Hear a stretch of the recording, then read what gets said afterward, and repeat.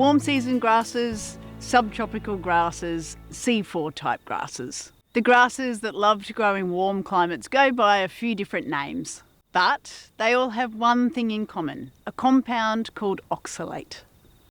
Oxalate loves calcium, so much so that when it's present in grass, it actually steals calcium off your horses, which means that horses grazing these warm season grasses can be at risk of severe calcium deficiency.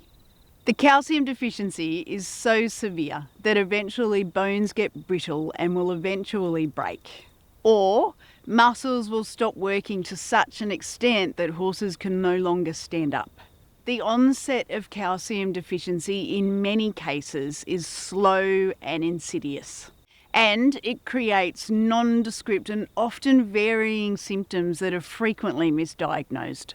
In fact, all too often, the first a horse owner knows about high oxalate grasses is when, heartbreakingly, they end up with a horse with a broken leg. Don't let this be your horse. Spend a little bit of time with me now and we will look at which grasses present the highest risk to your horse, how the calcium deficiency occurs, and importantly, how to prevent it. And the good news is, it is easy and cheap to prevent. You just have to know how. Nearly all warm season grasses contain some oxalate, but many of the grasses, like rose grass or this beautiful digit grass that I'm standing in, contain such small amounts that they won't cause you off the track any grief. There are, however, 3 grasses common in Queensland that do present significant risk to the health of your horse. These are kikuyu, buffel grass, and the worst of them all, Soteria. It is important that you can identify these grasses so that you know when your horse is at risk of calcium deficiency and when you need to take preventative action. I have put detailed descriptions to help you identify these grasses into the ebook that goes along with this video. Both kikuyu and buffel are capable of causing severe calcium deficiency. They contain around 15 grams per kilogram dry matter of oxalate, which, to give you some perspective, is about 5 times higher than the amount you will find in digit or rose grass. Kikuyu and buffel pose significant risk to the health of your horse if not managed properly, but their risk pales in comparison to the risk posed by Soteria. Soteria can contain anywhere from 35 to nearly 80 grams of oxalate per kilogram of dry matter, twice to more than 5 times the amount of oxalate in kikuyu and buffel grass, and has been known to cause fatal calcium deficiency in as little as 6 weeks in lactating broodmares. So if you have this grass, you need to know you have it so that you can feed in a way to prevent severe calcium deficiency. To understand the potential impact of these grasses on your off the track, let me first explain in simple terms normal calcium metabolism. Under normal conditions, 2 of calcium's major roles in the horse's body are providing strength to bones and enabling normal muscle contraction and relaxation. Because the heart is a muscle that must consistently contract and relax to keep your horse alive, blood calcium levels must be maintained within a very tight range so that muscle contraction and relaxation, and therefore heartbeat, can occur correctly. If blood calcium gets too low, the heart can't beat properly, and that ultimately will result in death. In order to ensure that blood calcium levels never get too low, the body has developed a very clever system where there is a store of calcium in the bones.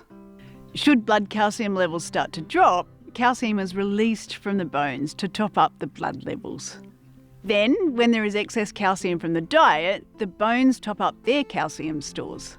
So the calcium is constantly fluxing in and out of the bones, and dietary calcium is topping up blood calcium levels and bone calcium stores. So when a horse grazes normal pasture without high levels of oxalate, this is what is happening. They are absorbing the calcium from their pasture as well as other ingredients in their diet, And that calcium is constantly topping up both the blood calcium and the bone calcium levels. But when your horse grazes the high oxalate warm season grasses, the oxalate essentially steals calcium from your horse. And that changes the way this finely balanced calcium metabolism works. Remember, the number one priority for your off the track is to maintain blood calcium levels so they can keep their heart beating normally. When they graze the high oxalate grasses, these grasses don't contribute enough calcium to top up the blood calcium levels. So to maintain blood calcium, the bones will release calcium and then blood calcium levels are maintained. This is the normal process, the smart safety catch our horses have built in to keep them alive. The problem arises when this keeps happening, week after week, month after month. Calcium has to keep being released from the bones to top up blood calcium levels. And bone calcium stores never get an opportunity to be topped up until eventually so much calcium gets mobilised that the bones become weak. And your horse will now have a disease known as nutritional secondary hyperparathyroidism, or what is commonly known as big head disease. Big head disease is really just generalised osteoporosis, and it puts your horse at high risk of bone fractures, with tragic leg and pelvic fractures some of the most common. It is really important to be able to recognise the symptoms of big head disease, so you can quickly reverse the calcium deficiency should your horse ever be affected by this condition. The most characteristic symptom, as the common name suggests, is a big head. In young horses, as calcium is leached from the jaws and the skull, unmineralised bone matrix is laid down, creating the well-recognised big head appearance. However, it is super important to remember that the name big head disease is misleading, because in mature horses, the disease is rarely accompanied by the characteristic big head that is seen in young horses. Although older horses can still get bony changes on their skull, with a bump running somewhere between their eyes or on the bridge of their nose, relatively common. What you are more likely to see, though, in the early stages of the disease is generalised soreness or stiffness, and a shifting lameness that moves around all four legs, as horses favour certain legs over others, just depending on which ones are the most sore. I almost always find that these horses are generally unhappy. They are stiff, they don't like being touched, and they're just sour and grumpy.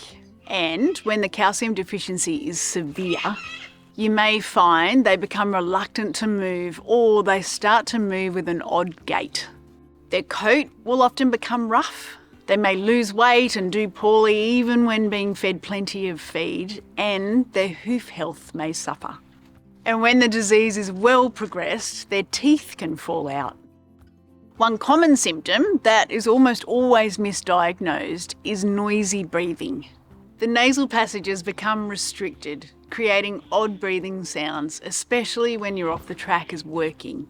In the final stages, the bones become so weak that bone fracture is almost inevitable. Horses will most commonly break legs, or they'll fracture their pelvis when they're rolling.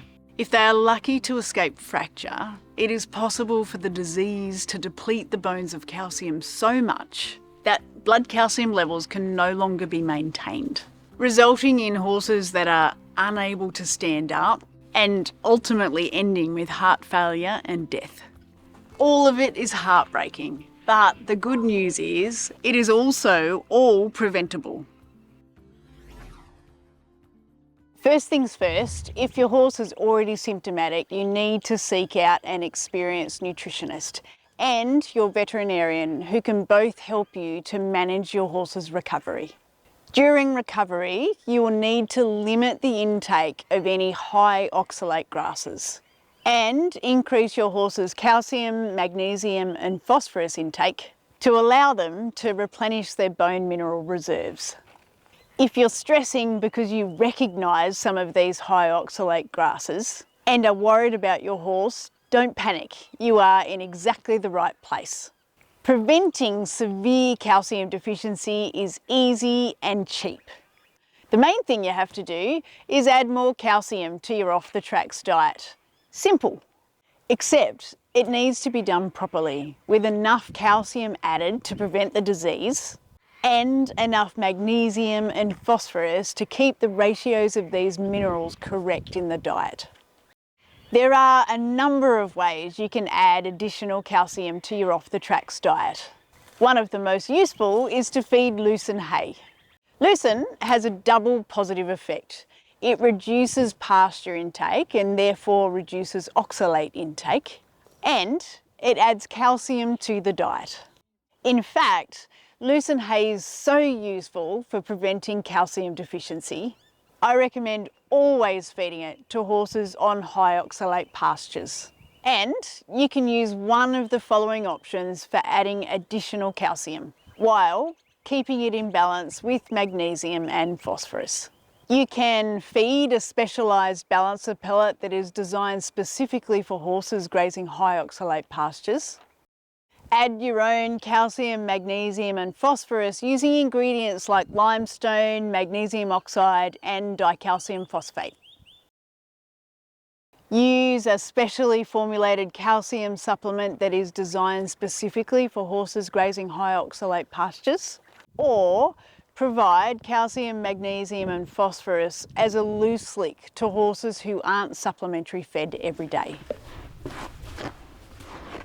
There are diets and recipes in the ebook that goes along with this video that you can use as a starting point to add enough calcium to your off-the-tracks diet to counteract the calcium stealing effects of high oxalate grasses if you have them in your pasture. I do want to mention here that if your horse is grazing Soteria, you must seek out advice from an experienced nutritionist, or use a nutrition calculator to determine correct dose rates of calcium. Soteria is many times more dangerous than the other grasses, which means you have zero room for error when you're putting together diets. There has been, over the years, claims that only organic calcium is capable of preventing big head disease. But this simply is not true, nor does it have any reliable scientific evidence to support it. Fact is, common limestone, which is also one of the cheapest feed ingredients available, is highly effective for preventing oxalate-induced calcium deficiency. So keep your wits about you when you're researching products to use. And be sure to ask for the scientific evidence whenever anyone tells you that you can only use their calcium. To recap, keeping your off-the-tracks safe on Queensland pastures, remember, warm season grasses contain a compound called oxalate that will steal calcium from your horses. Kikuyu, bufflegrass and Soteria are three of the most common high-risk grasses. Horses need to keep their blood calcium levels tightly controlled to make sure that their heart can beat normally. If their blood calcium level drops, they simply take a little bit of calcium from their bones to top up the level in their blood. When horses graze normal pastures, they absorb calcium from the pasture as well as from other ingredients in their diet. And this tops up their blood calcium levels and replenishes any calcium they may have taken from their bones. When they graze high oxalate pastures, these grasses steal calcium from your horse and don't top up blood calcium levels. So your horse has to take calcium from its bones to keep blood levels topped up. But bone calcium stores don't get replenished. When this happens constantly over a period of time, the bones become depleted of calcium and get weak. This is a disease commonly called big head disease. The main symptoms of big head disease are shifting lameness, general soreness, horses that don't want to be touched and are generally grumpy. You may also notice a rough coat, weight loss, poor hoof health and noisy breathing.